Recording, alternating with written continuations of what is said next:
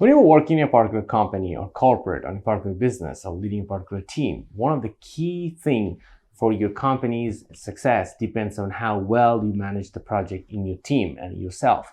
In the same way, when you're a professional, how successful you become in your career is also depends how well you manage project as well too. It doesn't have to be a huge project manager. Every micro thing you do in a company right now is a compound list of tasks together to get things done. So it calls a project management skill.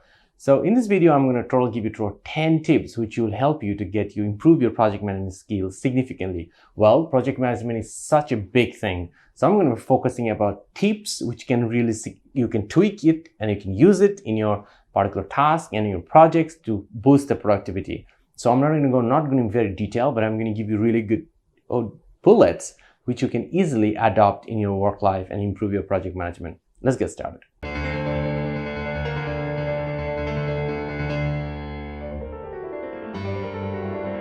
Number one, set your project scope. It's very important. So most of the time, teams or person jump in a particular task or projects without really completely understanding what is actually the scope is about.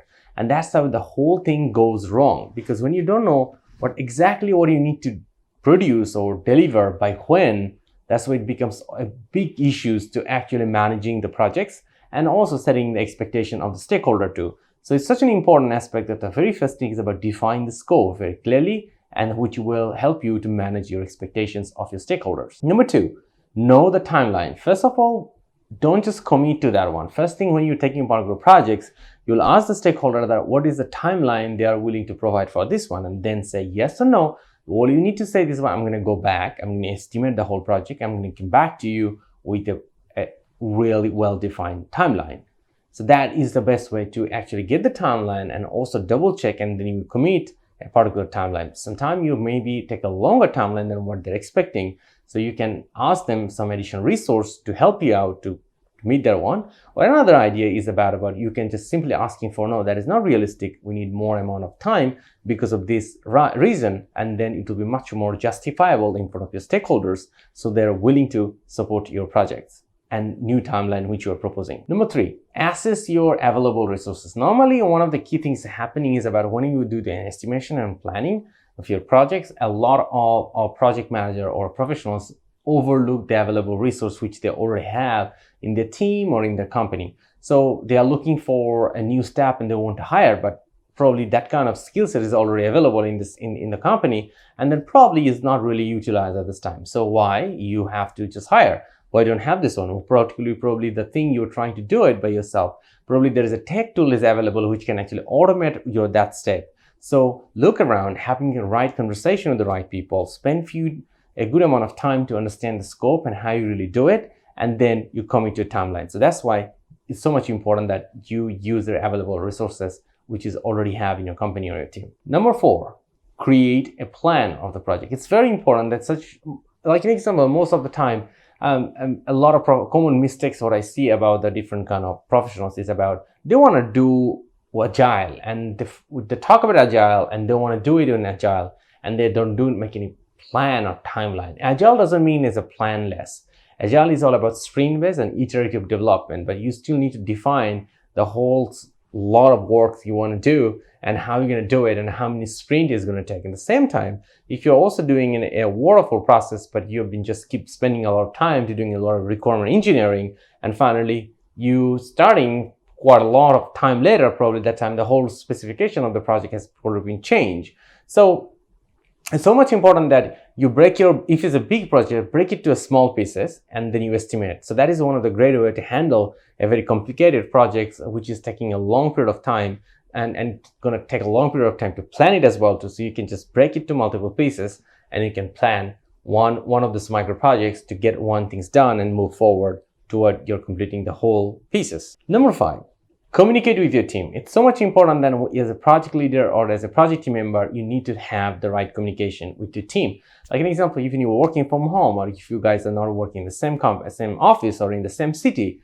So then one of the things you could do is about having the regular project meeting and really participate actively on those project meetings and really report what you're exactly doing, mention about what help you really need, and mention about what are the key challenges you are facing. The same way, You also listen to what other people are making progress or what are the challenges they're facing. And if you know something which can help their challenge, go ahead and actively tell them that you want to support. Because when you're saying you want to help them start a particular thing or want to give them an advice on a particular challenge, it's a very good thing, because that will boost your ability to be a great team player, and people will value your support and suggestions. Number 6, delegate your work based on your allocated resource. Sometimes the things happen is this one is about when you are a project leader, one of the things is about daily dispatchment of your work is really needed. So like an example, if you have a team of staff, you really need to make sure that everybody has full workload every day, because if they are not fully being utilized,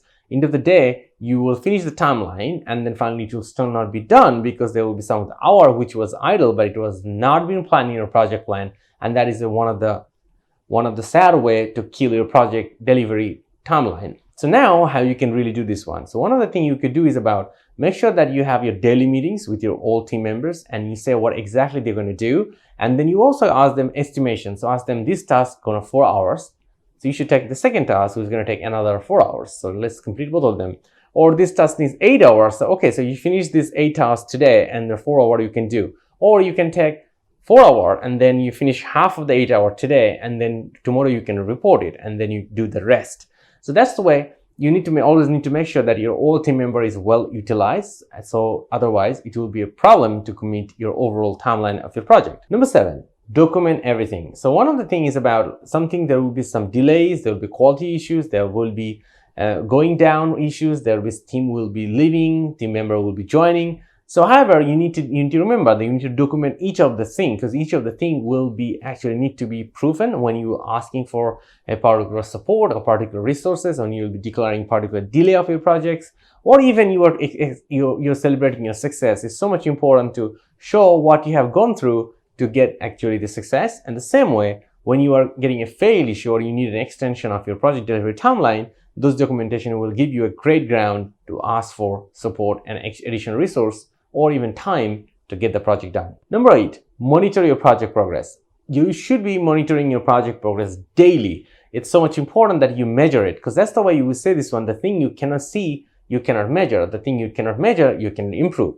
The same, the way to see what doing what is the first is about daily meetings and then weekly meetings.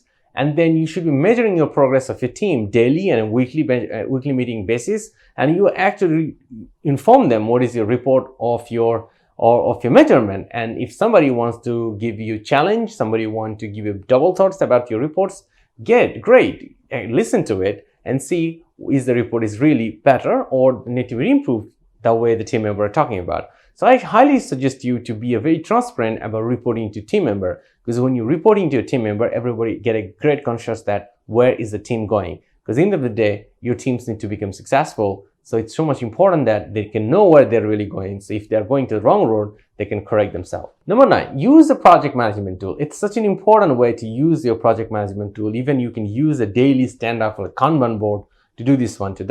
You can use a physical Kanban board, which is great, but you can also use different kind of free Kanban board also available in internet, and you can use it as well too.